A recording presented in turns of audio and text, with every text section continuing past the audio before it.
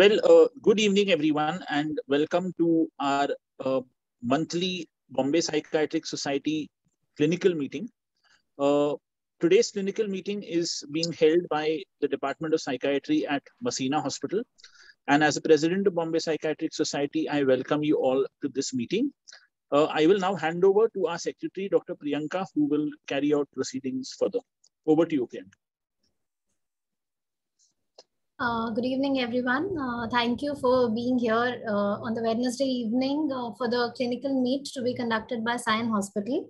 To be conducted by Masina Hospital. I'm really sorry. So today we have come up with a very interesting topic. It's a series of cases we will be coming up with. The cases which we found really interesting and which we want to discuss with everyone. As we go ahead, we'll get to know about the cases. It is something where we need to all scratch our brains and come to conclusions. And I would want everyone to please actively participate because we want it to be a good learning experience for everyone. I am a part of Masina Hospital team, so I feel very honored that, we have Dr. Vihang Vaya amongst us, who's, we all know, he's a big name in psychiatry, one of the senior most psychiatrists I know of. I have gotten to know him a lot more in the past few months. More than, I would say that more than being just a psychiatrist, I have known him as a person, and I would say that he's a wonderful human being. A lot of ethics we've learned from him, which we had never learned before. Learned how to manage patients properly, learn how to communicate with patients. And I think that's one thing which Sir has taught all the residents at Masina, because currently he's one of the visiting faculties at Masina.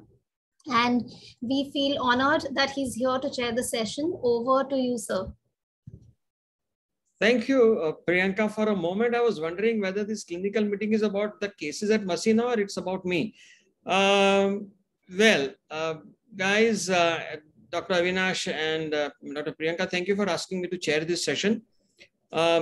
Since the time I've joined Masina, I'm seeing Masina in a very different perspective, and our boys are going to prove to you that there's a lot to learn and there is fun in learning while at Masina. Let's have the cases, please. Yes, sir. So to introduce the topic of today, we are talking about Lilliputian hallucinations. We all have, being children, read about the Gulliver's Travels, the small Alice in Wonderland. We've all heard about the dwarfs, Snow White and the Seven Dwarfs. We are all fascinated as kids by this interesting concept.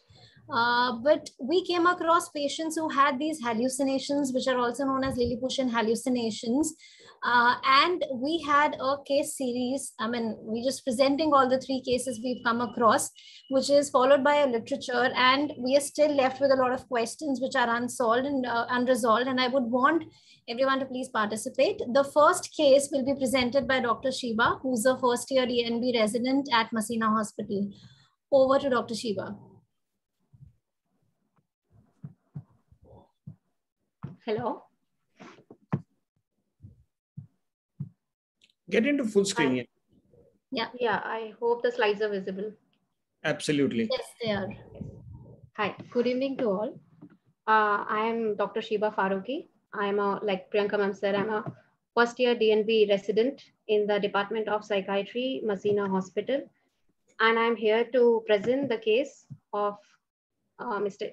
FP, a 69-year-old male who happened to be a former accountant in a private firm, and he abandoned his job due to the distress caused by his sickness. He presented with the chief complaints of seeing small creatures in form of white humanoid figures in a awake state. There was sensation of slapping, hitting, and pricking by these small creatures. He had low mood and decreased sleep and food intake. These symptoms increased in the past 2 to 3 months, but they have been there for the last 6 years. Patient presented to the psychiatric OPD of Masina Hospital with his wife, sister, and daughter, and he reported having visuals of minute creatures since last 6 years. These creatures initially presented in darkness, for example, at night. These creatures appeared white with dark shadows. Gradually, they were present throughout the day. They would surround him and follow him at all places. They were responsible for the odd sensations he was having. Patient reported getting slapped on head and body, pinpricking sensation on body, and would be so distressed due to this. He eventually started seeing a faith healer. One day, he ended up crying to his daughter that someone is hitting him. The family would often see him swing the rod in the air to drive away the creatures. He said he'd be hitting these creatures. His wife reported that he would sleep minimally, he had decreased food intake, and this was mostly due to the constant odd sensations and vague, minute visuals that he would be enduring throughout. There was significant socio-occupational impairment leading him to leave his job 1 year back. As far as the patient was concerned, he attributed this to the black magic done by his neighbors. He therefore changed his home and moved to a new address. He also sought, like I said, he sought help from faith healers. But despite all the manuals and all the help that he was seeking, these visual sensations persisted and worsened over time. He was struggling until his daughter, who would be staying with him and would observe him, also started seeing these creatures too. The faith healer then requested them to take concurrent psychiatric treatment, which is when they presented to the OPD. There were no history of any manic symptoms or substance use. He was drinking alcohol occasionally, that too. There was no history of diabetes, hypertension, bronchial asthma, tuberculosis, COPD, coronary artery diseases, stroke, cataract, or for that matter, any other visual disorders. Patient lived with his wife and his younger daughter, who also eventually suffered from the similar psychiatric illness. His elder daughter is married and currently settled in Canada. Patient had studied till BCom and worked as an accountant, but currently he's unemployed. Pre-morbidly, patient family defined him as introvert, but responsible and having good stress tolerance. The provisional diagnosis that, despite all the uncertainties regarding this case, we came up with was unspecified non-organic psychosis, NOS, unspecified schizophrenia spectrum and other psychotic disorders for DSM-5, and persistent depressive disorder with psychotic symptoms, mood congruent. I would hereby like to open this particular case for discussions before I share the MSc with you all. So let's have some inputs from people who have heard the history before Dr. Shiva goes on with the mental status examination that she's very nicely recorded. I've seen it, so I know it. So let's have the participants' input, please. Tech support, can you switch on the mic for the participants, please? Yes, sir, they can raise hands and we'll unmute whoever raises hand. There's a decent participation, almost 40. So there would be people who want to say something.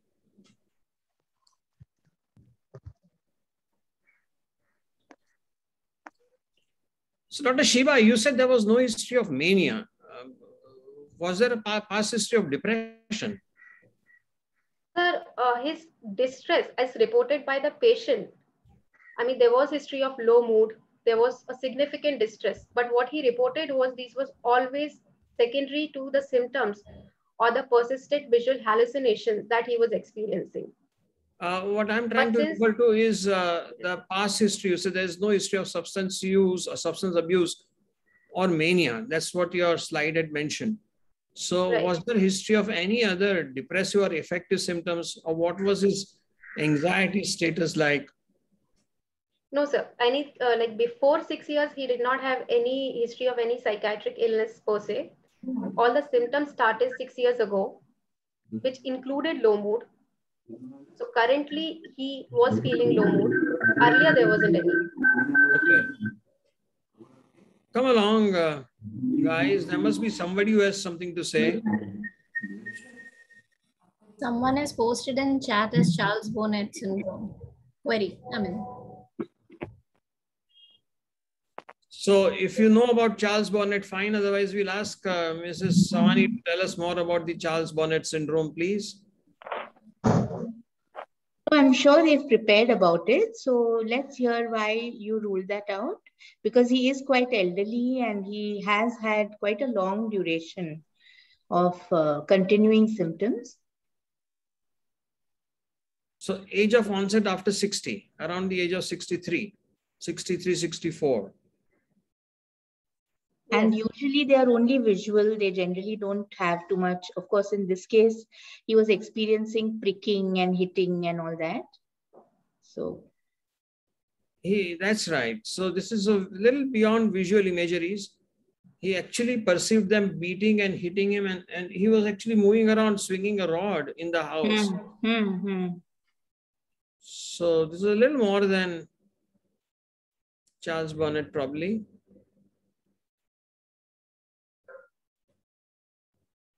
Any other points? Anybody else? There are 3 chat questions. So I see there are 3 in the chat. One is... Someone has pointed out Lewy body as differential and visual hallucinations points to organicity. Right. So are these hallucinations or are these... in a way, this is a hallucination, but do you want to call it structured hallucinations or unstructured hallucinations? It's just white figurines with black shadow. There is no humanoid face to it. No. And then you did get the ophthalmic examination to make sure that there are no opacities that can be causing this. Right, sir. In the absence of any points being raised by the participants, Dr. Shiva, would you like to go on with your MSc? Sure, sir. Thank you, sir. So a physical examination along with a neurological screening was not contributory. There was no cranial nerve abnormality. There was no memory deficit, since some people raised out questions about DLBD, and I think some will have concerns about Parkinson's and as well.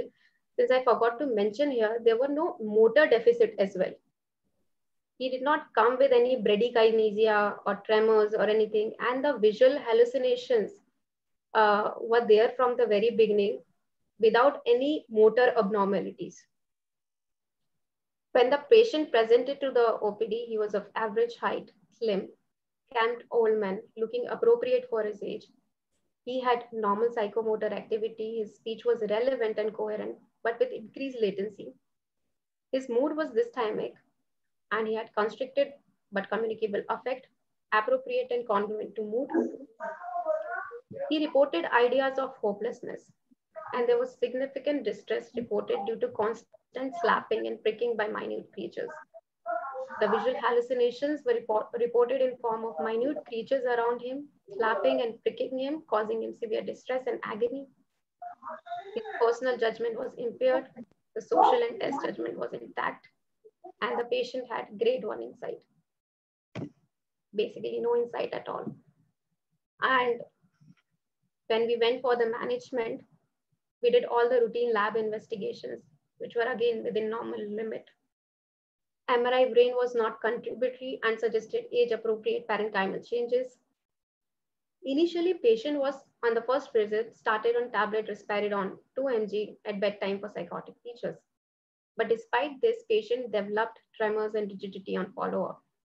So he was then shifted to tablet olanzapine 10 mg at bedtime for psychotic symptoms, and tablet sertraline 50 mg in divided doses was given for associated mood symptoms.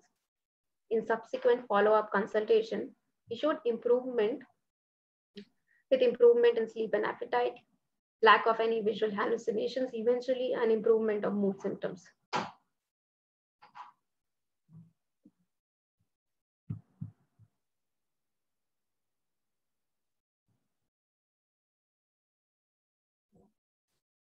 Hello? Yeah. So I said that is excellent. Besides the visual imageries, you also had kinesthetic hallucinations. Yes, sir. And that responded to antidepressants. Yes, sir. Olanzapine 10 milligrams showed improvement within how many days? You So, said sir, yeah, sorry, you were Go saying. ahead. Go ahead. So his follow-up was not very regular, but whenever he had come for follow-up, gradually, initially there was improvement in his sleep and appetite, and with gradual improvement in the visual hallucinations. So it took him about 2 to 3 months time gradually to kind of improve. That's fascinating. It's difficult to explain this as a psychotic symptom, is it? Yes, sir, we are facing that dilemma. Avinash, But what I think, do you sir, the reason why I did not kind of ruled it out also because there is a case which is next to this case. Dr. Aishwarya will be presenting the case. And that case also kind of is strongly related to this case. So we have quite a few seniors in the audience today. So let's have some more inputs. Maybe Avinash has something to say if he's still around.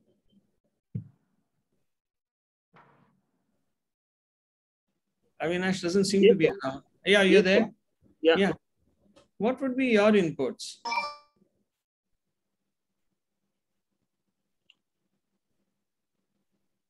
So from a management point of view, I don't know. I mean, I feel whether, since he had tremors and whatever with risperidone, I mean, whether aripiprazole would have been a better choice. I don't know. I mean, the fact of the matter is that he responded to olanzapine. Okay. Yes. So, and then there were residual symptoms that responded to sertraline. No, but there are many patients with depression also who may respond to olanzapine at times. And yes. Absolutely. So we were looking at molecular aspect of the drug and we said, what about the receptor, effects on the different receptors and affinity for different receptors by olanzapine versus risperidone. And there may be many patients with depression who also sometimes show these, one-off psychotic features, which may be there. I mean, they may be mood congruent, incongruent, doesn't matter, but they show these one-off psychotic features, but they are primarily affective in nature. And, the residual symptoms which are affective may have responded to sertraline, whereas the psychotic symptoms were taken care of by olanzapine, because none of our patients clinically are in, fixed boxes like DSM would want them to be, or ICD would want them to be. Okay. So, what about Dr. Sukhmani or others? I mean, there are so many seniors on I see them on they're checked in, they're clicked in. Nobody has anything to say? No, sir. Anita here. Sorry, I can't switch on my video. I'm out. But I have seen something like this more in severe depression with psychotic symptoms. And the other DD I could think of was Lewy body syndrome. So I tend to go towards a major depression with psychotic symptoms, which would have responded to a combination of both olanzapine and sertraline. Say if we had started sertraline before also, I think the patient would have responded. And the psychotic symptoms would, we would have had to either, I agree with Avinash, I would have gone with aripiprazole. And then probably if that not responded, I would have taken olanzapine over risperidone. So that's what my experience has taught me. At some point in time when the question was that he didn't respond to in fact, he developed adverse reactions response to risperidone, and he need to have something quick that would improve his sleep. Yes, olanzapine. So, considering the set of symptoms at that point in time, clearly olanzapine was a drug of choice. Correct. So my take was 10 milligrams required, or would he have done well at 5 milligrams? That's a speculative statement from my side, but anybody has any inputs? We seem to be a very quiet lot. When I was active in Bombay Psychiatric Society meetings, we had too many questions to answer. Blue is very bright. Sorry? Right, then I think we close this case with the realization that this is a patient who presented with vivid visual imagery, unstructured, with kinesthetic hallucinations.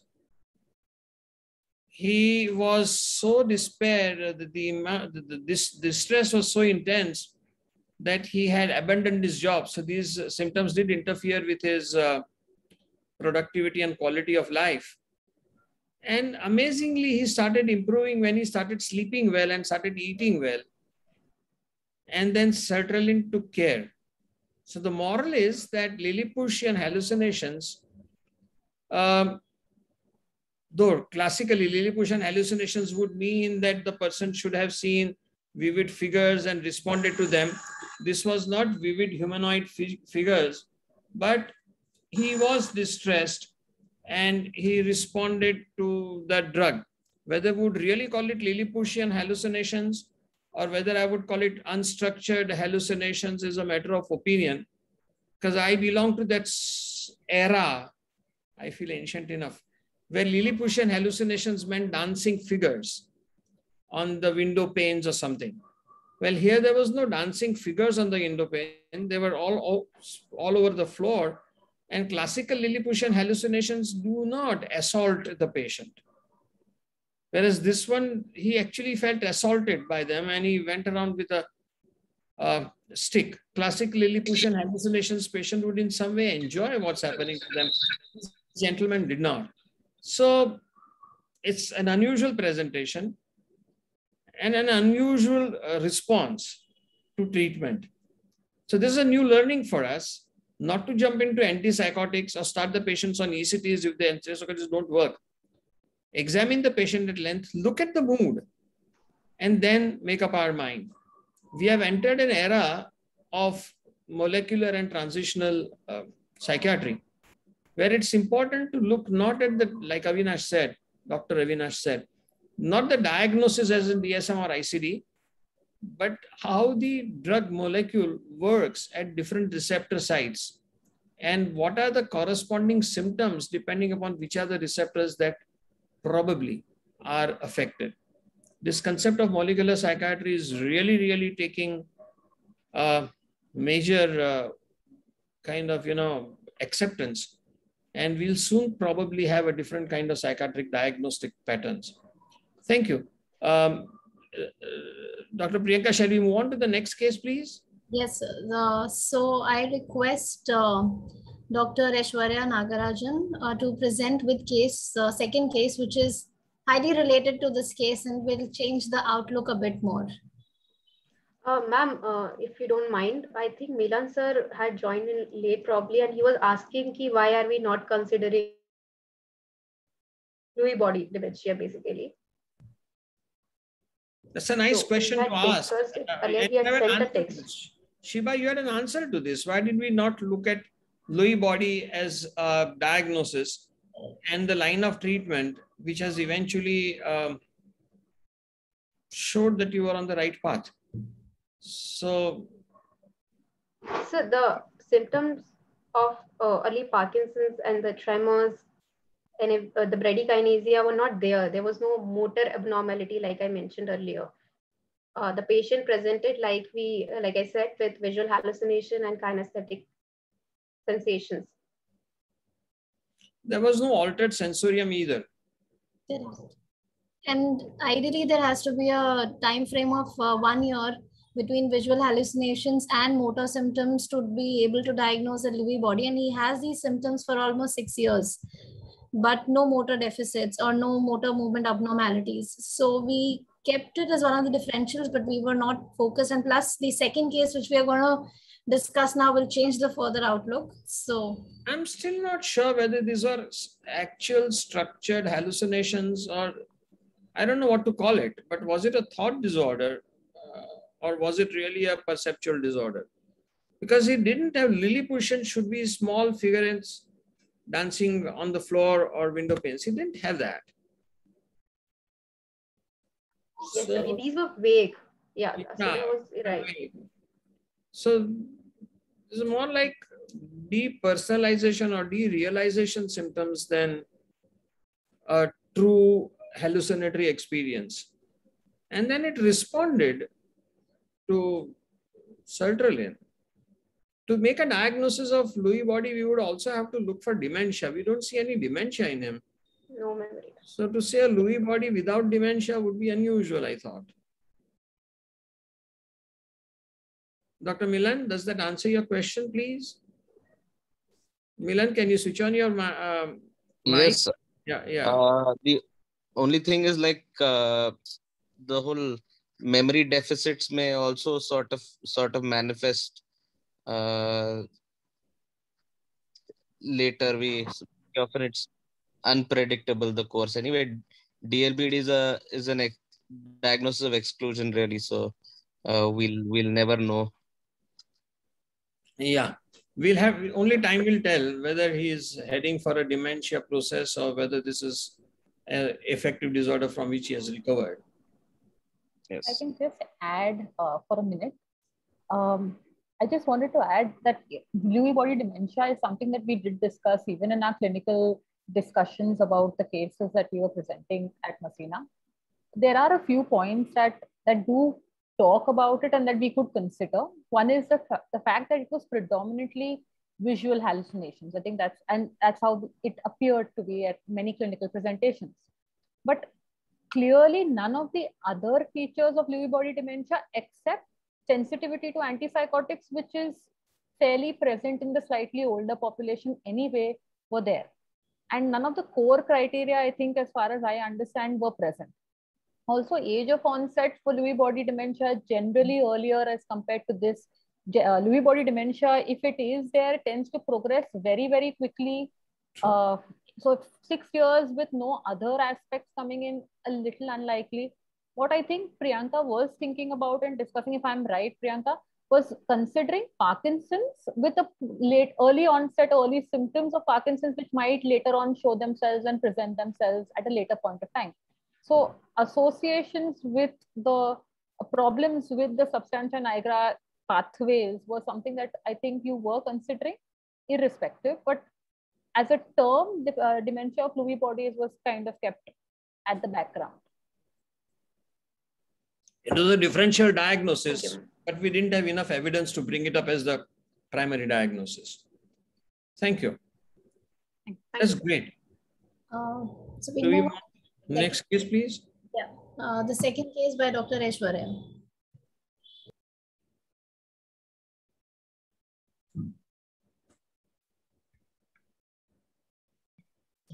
Hi, everyone. Just one second.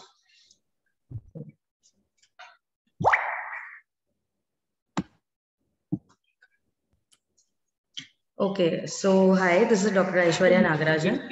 Go to the full screen. Right at the bottom, full screen. Yeah. That's right. Yeah. Hi, everyone. Good evening. I am presenting a case of the daughter who also presented with similar Daughter symptoms. of the first patient. Yes, daughter of the first patient. Yeah. And let's start with the slides. Okay, so she was a 30-year-old female. She's unmarried, belonging to a middle-class family, and she's the younger of the two siblings born to Christian parents. She's a resident of Mumbai, studied BCom, and was previously employed at a private firm, but she's currently unemployed. And she was brought up with traditional value systems. Okay, so the chief complaints that she presented with was that she was able to see these tiny humanoid forms similar to what her father saw, and it was invisible to others. And she used to hear commands from them asking her to perform certain actions against her will. And she was extremely fearful that some evil forces are at play to harm her family. And she also had disturbed sleep at night. Okay. So she started off by claiming that she had been seeing this evil tiny creatures the size of a pinky toe, and they were around 7 in number. She said this started exactly 15 days ago on a Sunday. She clearly remembered the details of that particular day. And the day before, when she and her father were watching TV in the living room, and her father was also happening to see these creatures, gasped in terror on seeing the creatures, gesturing out to him. Faye, in response, stood up and threw a glass across the room and exclaimed, "Go away, you wretched little souls," in a bid to protect her father, as she claimed during the interview. And from then on, F says that she can see these creatures every day. Now, F describes these creatures as tiny, white in color, and she claims that she sees them most when she's with her father. And these evil creatures, as she calls them, appear in front of her and keep abusing her all the time. And whenever she's eating, they say, "Don't eat or we'll kill you." And they also scream at her. And whenever she tries to sleep at night, they try to disturb her. Okay, and she also claims that whenever she thinks or talks about the creatures, they suddenly appear. She says the first week post their first appearance, she waited patiently for them to go away on their own, but then approached a priest with her father to ward off evil creatures off. The priest then, after listening to them, advised a visit to a psychiatrist, sensing an illness of serious nature.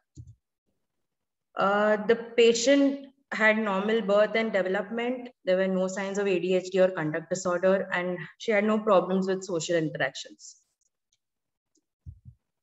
Her father, like we saw in Shiba's presentation, that he had psychosis.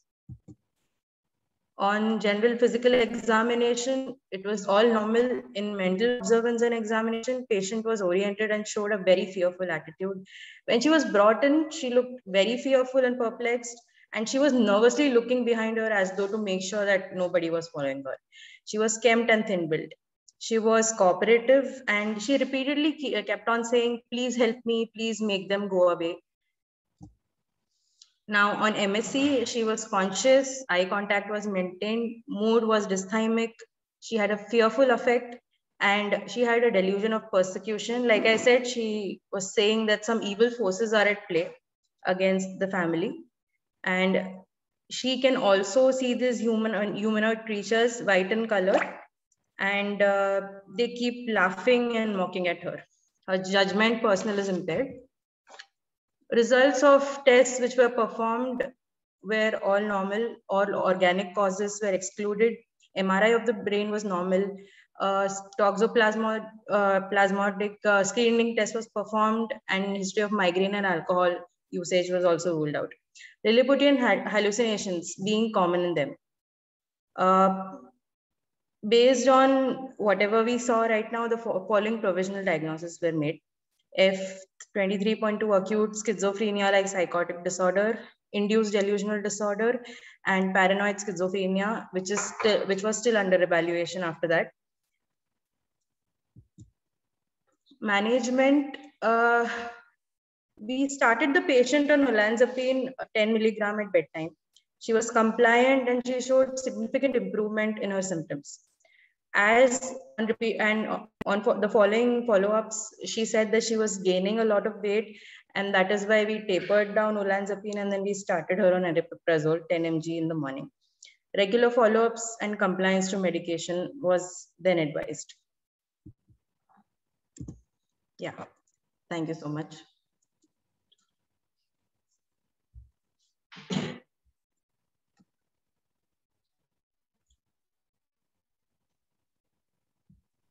That's a very nicely presented and discussed patient. It's open to discussion from the youngsters as well as the seniors. I like the fact that you used ICD for the classification, because that's what you're supposed to do, though for teaching it's DSM.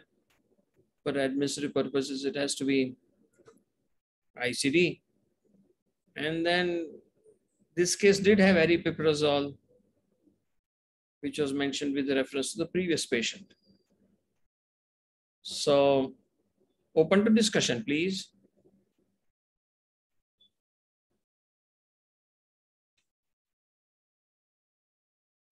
Some Kalpana Nahata would like to know whether there was any therapeutic. I don't know what she means by therapeutic, but what would the management be from for both these cases? So I thought we did mention what the treatment was. They were given. No, she's one of my students. So I think she meant psychotherapeutic just because they were so fearful and. Yeah. Yeah. So what we do normally is a positive repo and a reassuring status, but we don't take up these patients for a formal psychotherapy. Is that right, Priyanka and Natasha and Milan? Would it be correct to say that this is the way we practice at Masina? Yes, sir. Yeah. Kalpana, don't worry about the typing errors. It happens all the time. Folia do was, that's right. So it's folia impose, or folia do is one of the folia symptoms, has been the differential diagnosis. I think either Aishwarya or Priyanka would like to mention more on that. Yes, sir. We'll discuss it in the review when we are doing it. So we'll discuss about that as well. Okay. I will be doing that. Alcohol and Dr. Anuradha, yes, alcohol and migraine were ruled out in both the cases. Yes, but then that's right. But cannabis use would also sometimes trigger micropsia. Yeah, no? all substance use was ruled out. Everything was okay. Yeah. In the sense we trusted the patients and we didn't do a drug screen of the urine, but both the patients were very, very certain that there was no substance abuse or use. Yeah. With And in this case, there was also auditory and visual rather than kinesthetic. So imperative auditory hallucinations. Command hallucinations almost in a way. Yeah, imperative. I mean. Yeah, not command. Yeah. Dr. Shilpa would like to know whether she was separated from her father. Probably not. Is that right, Dr. Priyanka? Yes, she sir. wasn't. No, she wasn't separated. She wasn't. They were a very close-knit family, and she hardly had any interactions with other friends. And she was isolated to her room most of the time. She was not allowed to go outside. So, and she and the father shared a very close relationship. And plus the sister not being at home, she's based in Canada. Right. So probably what Dr. Shilpa Adakar wants to know is that after the daughter developed the symptoms, seeing her father's distress, and her symptoms came up when she was trying to defend her father against those hallucinations. At that point in time, when she started getting symptomatic, was she separated from the father? No, sir. They were having dinner together. And that is when the father, jumped and said, okay, go away from here. And the daughter in response threw a glass across the room. Yeah. And after that, subsequently, afterwards, the next day or the day after, or the next week or whatever, before they went to the priest who said, go to a psychiatrist, during that phase, was she separated from the father? I think that's what Dr. Shilpa is wanting to ask. Is that right, Dr. Shilpa? Yes, sir. Thank you. Good evening, sir. Good evening. Yeah, that's what I meant. That did you try separating and whether her symptoms vanished? Because A, whenever she was with her father, and B, whenever she thought about it, they came up. Yeah. So maybe we could have seen if the symptoms go away after separating. Right. That's an excellent point. That's a really good point. I don't think it came up in the case discussion or case management period. Priyanka, did we ever think of separating them? No, sir, we did not, because when they came, we started with the treatment, and when they came for follow-up, they were better. Right. We did not separate them. Shilpa, that's an excellent point you have raised. Yes. If she was mimicking the symptoms, one of the folia. Yeah, thank you, sir. Because we are considering shared delusional disorder as one of the diagnoses. That's right. Yeah. It's an excellent point. And she was very attached to her father. So yeah. Very likely. Right. An excellent point, I must say. Yes. Thank you. Shoaib, Dr. Shoaib Khan has something to say? No, sir. So then, any more questions? Any more points? Any more questions? Any queries that anyone would like to say? Milan, would you have something to say? Dr. Milan? or Dr. Natasha? I just wanted to add that what Shilpa ma'am did bring up is kind of the recommended treatment for shared delusional disorder. But I think part of the reason why it was not recommended was practical reasons, because it was almost, I don't think, possible to separate in the financial and the practical spaces that they did have to kind of make that separation. And the treating team, I'm sure, would have thought of it if things had not improved after first initial intervention. So would the separation of father and daughter who were protecting each other, would that have created another set of symptoms in theory? Possibly, sir. But if you kind of look at the understanding of what a shared delusional disorder, and this is shared psychotic disorder rather than delusional, because we're talking about hallucinations here. One of the recommendation is the secondary person, the person who doesn't have the primary psychotic disorder, is moved away, and that causes symptoms to resolve.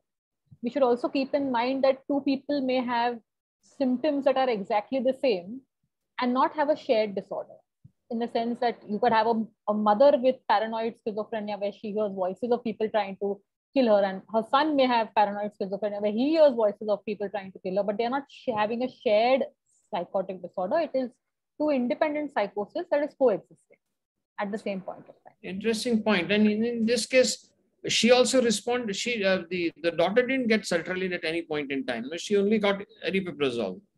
Olanzapine and aripiprazole. That's olanzapine was discontinued, or she was on both aripiprazole and olanzapine simultaneously? So olanzapine first, but then she improved with olanzapine but complained of weight gain, so we moved her to aripiprazole. So she was only on one drug, that's aripiprazole. Yes. Right. Very interesting. That only tells us that patients are the best teachers we have. Shall we move on to the next point? I think there's one more case, Dr. Priyanka? Yes, sir. We have one more case, which is also Lilliputian hallucinations, but in a different context. So I request Dr. Sayan Maji to present with the case number 3.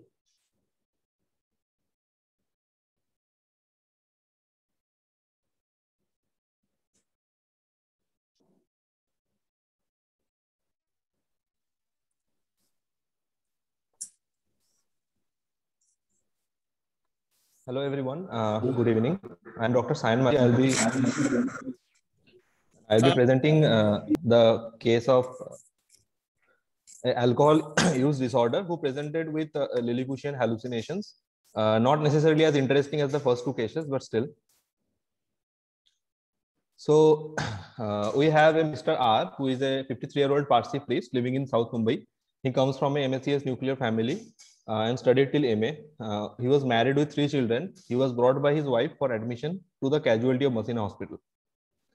The patient came with the chief complaints of increased alcohol consumption since last 1 month, multiple episodes of loss of balance and fall under intoxication in that 1 month, irrelevant talking, confused behavior, seeing unreal things since last 2 days after suddenly stopping alcohol. Coming to the history of present illness, he was abstinent from alcohol till 3 months back when, due to the continued pressure of poor interpersonal relationship with children, he started drinking again. He would drink after completing his work at the temple outside home and reports drinking about 360 ml of whiskey daily. But family reports it can be more than that.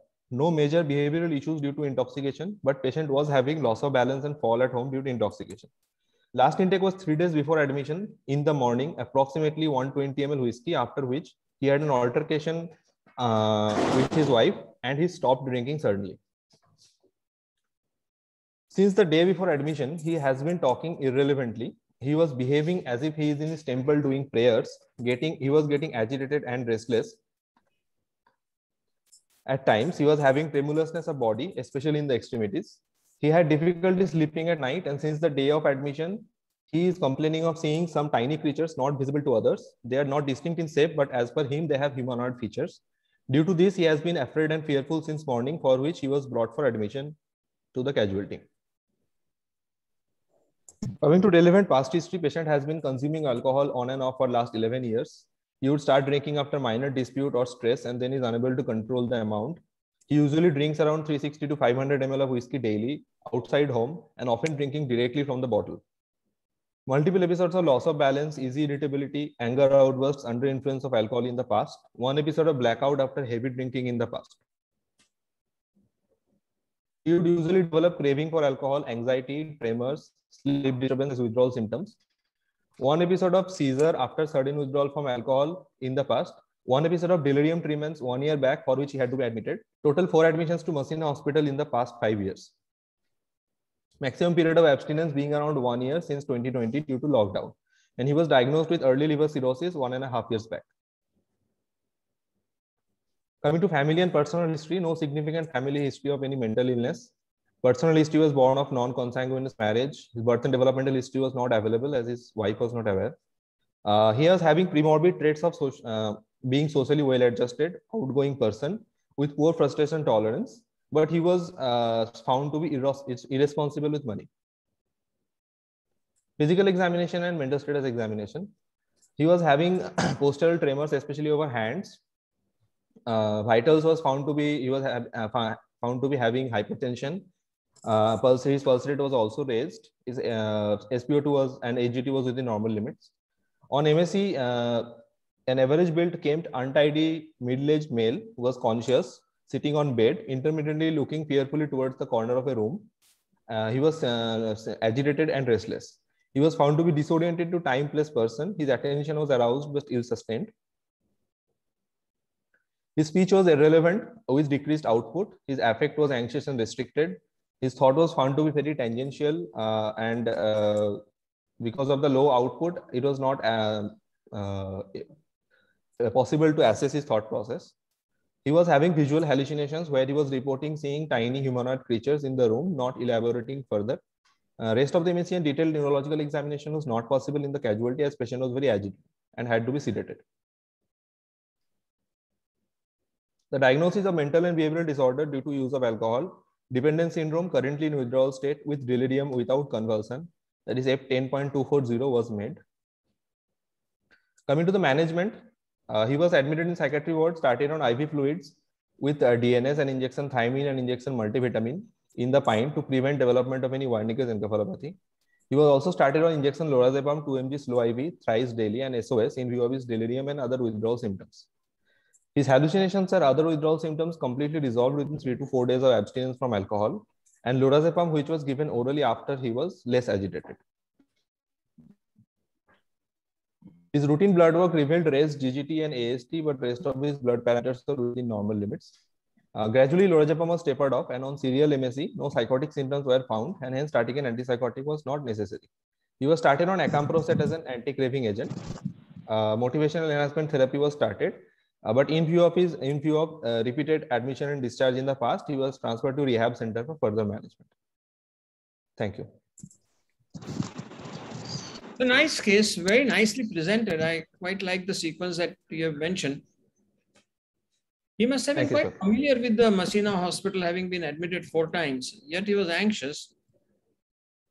So yes, it was related to his alcohol withdrawal more than anything else, probably.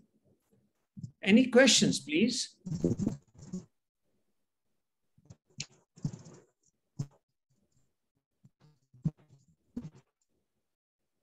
So Dr. Hina Pandit has a nice question. She says, contrary to what we see and we have read, most patients experiencing alcohol withdrawal and who have Lilliputian hallucinations aren't distressed. Well, that's true.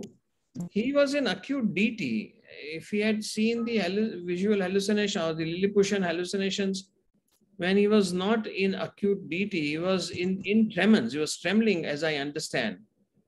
And there were other symptoms along with the Lilliputian hallucinations. So he was quite distressed and he was seeing the figures. That's the whole point. That's the reason we're actually presenting this case. Is that right, Dr. Priyanka? Yes, sir. Yeah. And he was in activity, he had just withdrawn, and he also had a fight with his wife, enough to make any person, any husband anxious, I believe. There was a relative abstinence from 360 to 120 to 0. That also needs to be taken into consideration. Yes, sir.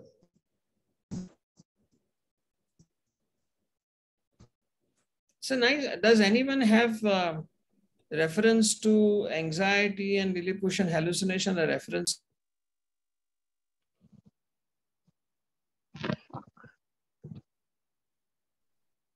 Does anyone have a ready reference on Lilliputian hallucination and anxiety on hand? If you could read it out, if it's possible, please.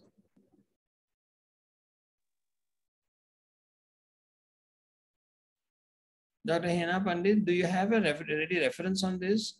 It'll be nice to know, for my sake at least.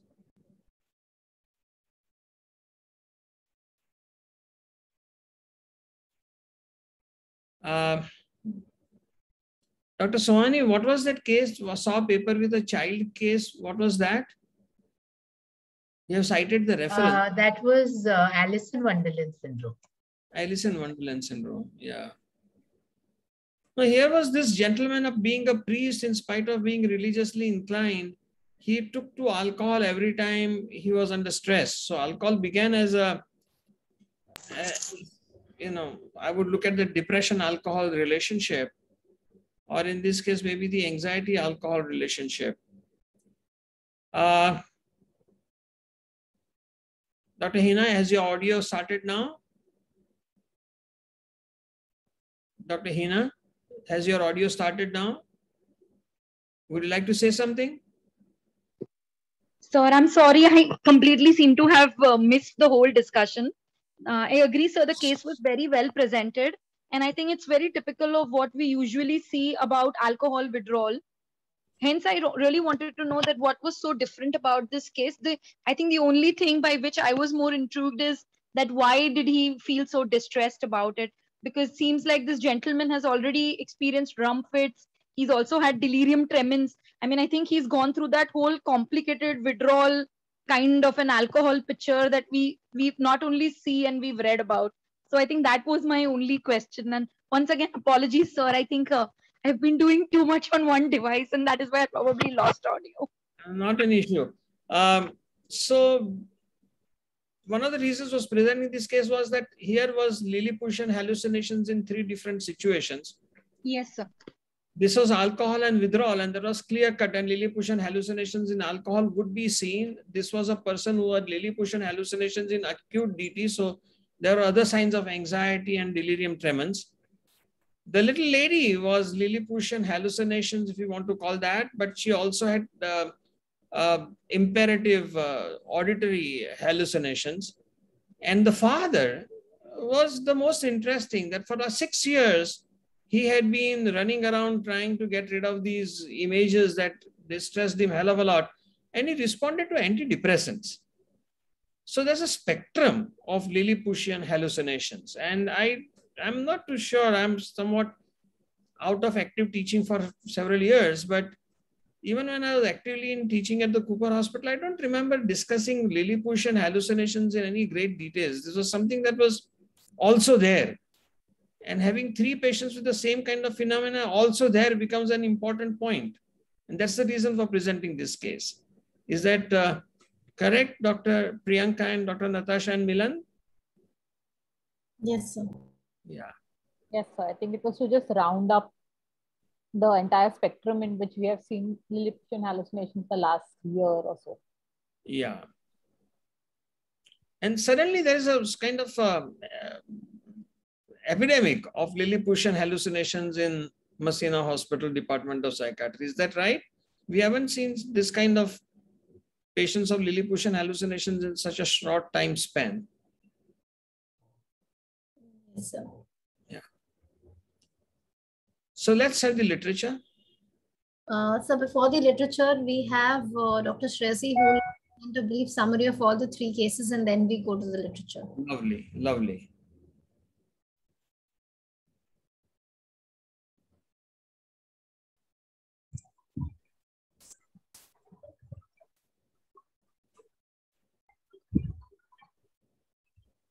Would you go full screen, please? Yes. Right at the bottom. Yeah. एकदम नीचे हाँ चलो ठीक. Good evening. Presenting the summary of the cases. So the case 1 was a 69-year-old male. He came with a history of seeing unreal things in the form of white humanoid figures in awake state, sensations of the same creatures hitting and pricking him, sadness of mood secondary to the above complaints, and decreased sleep and appetite. The total duration of illness was 6 years, and it had worsened since the last 3 months. There was no history of any stroke, migraine, or visual disorder. Alcohol consumption was only on Christmas Eve. In other relevant history, there was family history of similar complaints in the daughter. On examination, the neurological screening was not contributory, and on MSc, the patient was conscious, oriented to time, place, and person. Mood was dysthymic. Affect was constricted but mood congruent. There were ideas of hopelessness, visual hallucinations, and grade 1 insight. The diagnosis was a differential diagnosis of unspecified non-organic psychosis, unspecified schizophrenia spectrum and other psychotic disorders, and persistent depressive disorder with psychotic symptoms was kept, which was mood congruent. For management, MRI brain was done, which showed age-appropriate parenchymal changes. Tablet risperidone 2 mg was started for the psychotic symptoms. Patient developed tremors and rigidity on them, and then he was shifted to tablet olanzapine 10 mg, and also tablet sertraline 50 mg was added for the depressive symptoms. The outcome was that there was significant improvement on follow-up in visual hallucinations, mood symptoms, appetite, and sleep.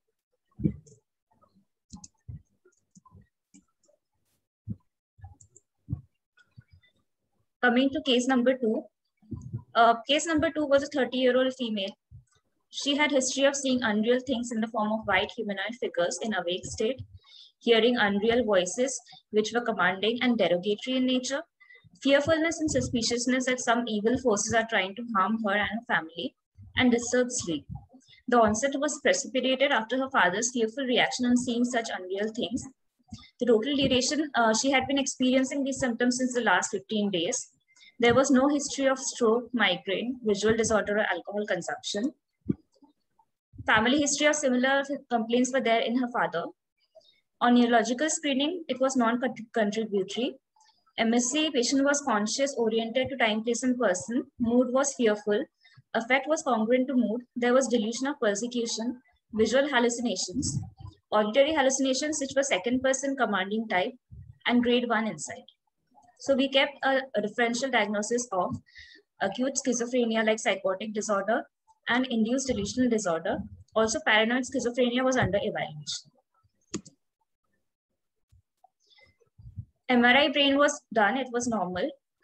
Tablet olanzapine 10 mg was started, and she responded to it, but she had a complaint of weight gain to olanzapine.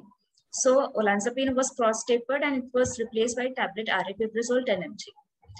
On follow-up, she showed significant improvement with reduction in delusions, visual and auditory hallucinations. Coming to case number 3. Case number 3 was that of a 53-year-old male. He came with history of increased consumption of alcohol, about 360 ml per day on a daily basis since last 1 month. Occasional loss of balance and fall under intoxication, confused behavior, irrelevant talking, and seeing unreal things in the form of small creatures since 1 day before admission. Last alcohol intake was 3 days before admission. There was no history of mood features, anxiety, or OC features, stroke, migraine, or any other substance use.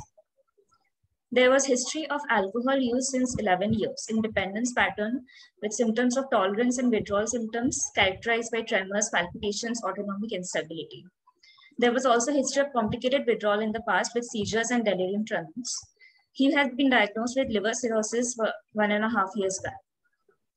On MSc, the patient was conscious but disoriented to time, place, and person. Attention was impaired. Speech was irrelevant but coherent. Affect was anxious and restricted.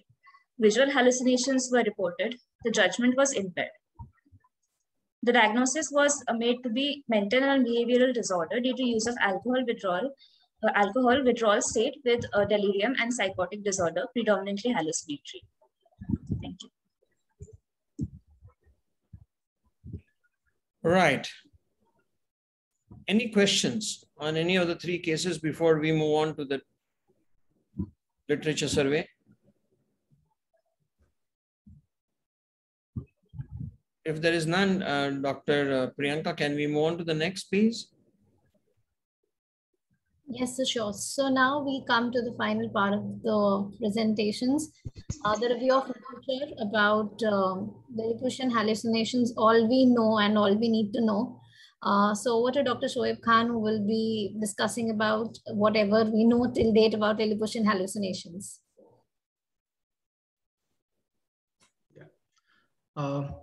Good evening, everyone. Okay. Yeah. So I'll be doing a review of literature.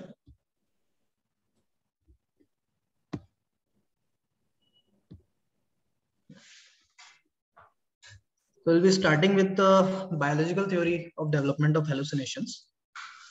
So it has been said in the articles that the brain continuously receives sensory information from internal and external environment. And then there are some censorship mechanisms which tend to filter this information, because in case they are not filtered, we'll get an information overload. But when, so this censorship mechanism, its efficiency also depends on the amount of sensory information it receives. I mean, if there is no sensory information, there is no effective work for censorship mechanism.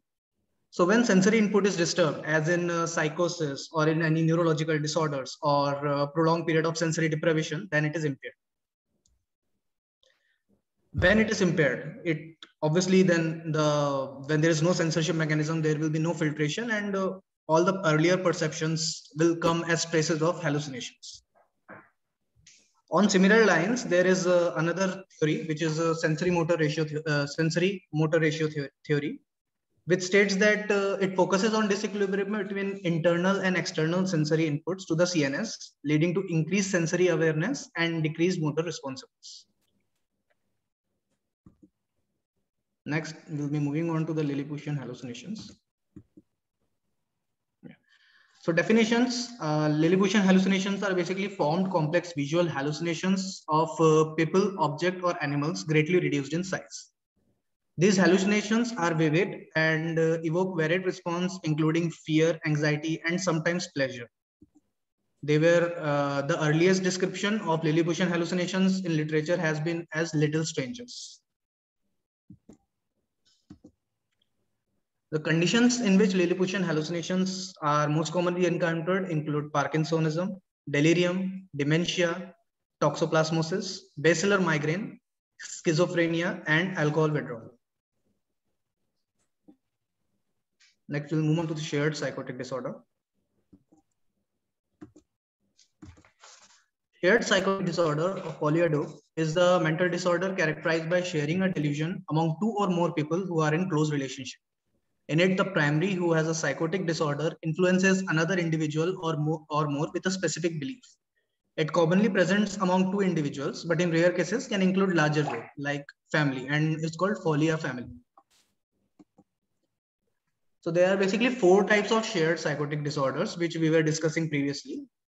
The first is folia imposée, which is imposed insanity. So in it, the delusion of primary is reported in a person who was not psychotic when the primary person developed delusions. Then there is folia simultaneity, which is simultaneous insanity. It is an independent appearance of similar delusion in two psychotically predisposed individuals.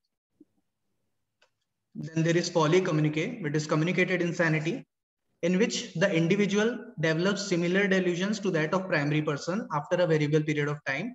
However, then he develops his own independent delusions. It starts with the delusions of the primary, but then they further develop their own delusions.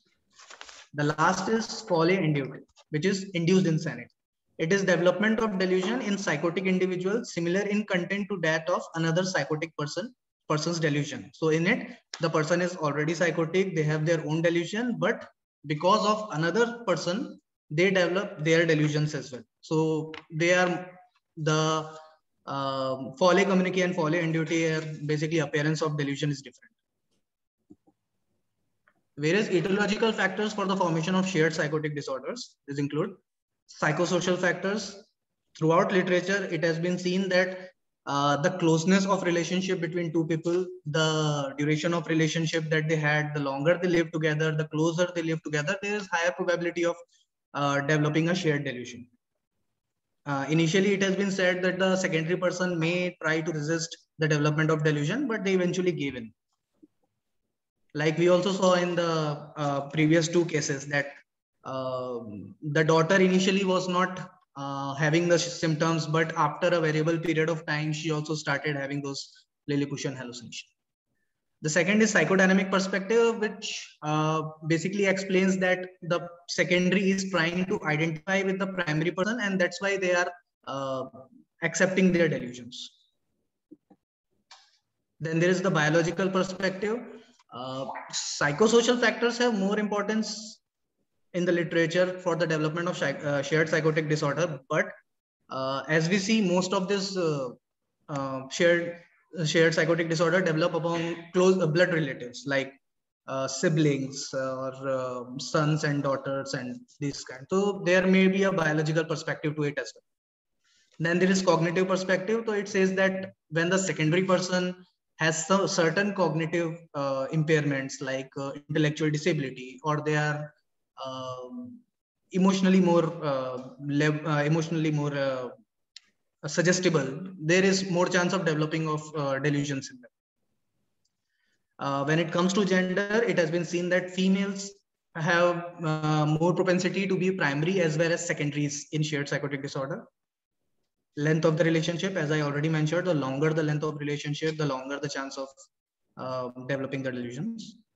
And personality disorders in the secondary. So personality disorders, basically most common personalities that can develop shared psychotic disorder include dependent personality disorders, schizoid, and schizotypal personality disorders.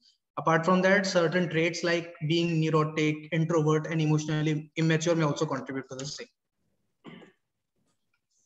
So the current literature has abundant evidence of cases of shared psychosis among patients. However, they generally focus on delusions, but the evidence for shared hallucinations are sparse. Nevertheless, the cases described above bring into notice a novel psychopathology. There is also a need for longer follow-up to understand the need of to understand the role of genetics. That the father also developed Lilliputian hallucination, the daughter is also developing Lilliputian hallucination. So that also needs to be seen or talked about. Yeah.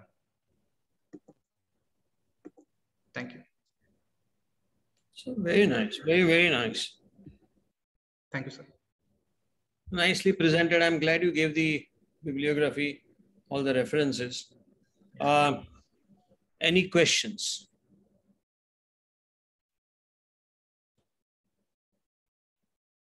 Any questions, please? Any points to discuss? Anything to mention? We have answered Dr. Hina Pandit's point about anxiety and Lilliputian hallucinations. Because Dr. Pandit made a point that classical Lilliputian hallucination ought not to be anxious. They seem to enjoy their cases. But you've clearly mentioned from the literature that anxiety is common in patients with Lilliputian hallucinations. Dr. Hina, Dr. Pandit, are you still there? Yes, sir. Yeah, so that answers the question. Yes, sir. Yeah. So, how shall I say? Thank you very much. There is one point. Let me just see what the chat has to say. Oh, Dr. Animita and Dr. Ashutosh Shah have said that nice presentation and literature review. Thank you, Dr. Amita and Dr. Ashutosh. Thank you, sir. Any questions that you would like to raise, Dr. Ashutosh? If you can come on and give your comments if you like. Thank you, Dr. Adarkar. It's so nice of you to thank the team Masina, and I'm sure Dr. Milan, Dr. Natasha, and Dr. Priyanka in that order of seniority are right out there. And on their behalf, Dr. Adarkar, I'm deeply thankful to you for the appreciation. Right, Dr. Hima Pandit also is thankful, is appreciative of team Masina. And Dr. Sowani is thankful to the Bombay Psychiatric Society. And Hemangi says Lilliputian hallucination is rare and excellent presentation. And congratulations to Masina team. So Masina team is getting wonderful. Wow. Thank you, Dr. Sowani. It's a mutual appreciation. I appreciate you and you appreciate me. Well, that's great. And let's keep it up. Yeah, that's Fabian. You said it. Yeah, let's keep it up. And that's what Bombay Psychiatric Society is all about. We are the best. Thank you. Thank you very much. Dr. Priyanka and Dr. Avinash, please take over. Yeah, thank you so much, everyone, for being there on a Wednesday evening, taking out time, especially the senior people who had taken out time from their private consultations to be here with us.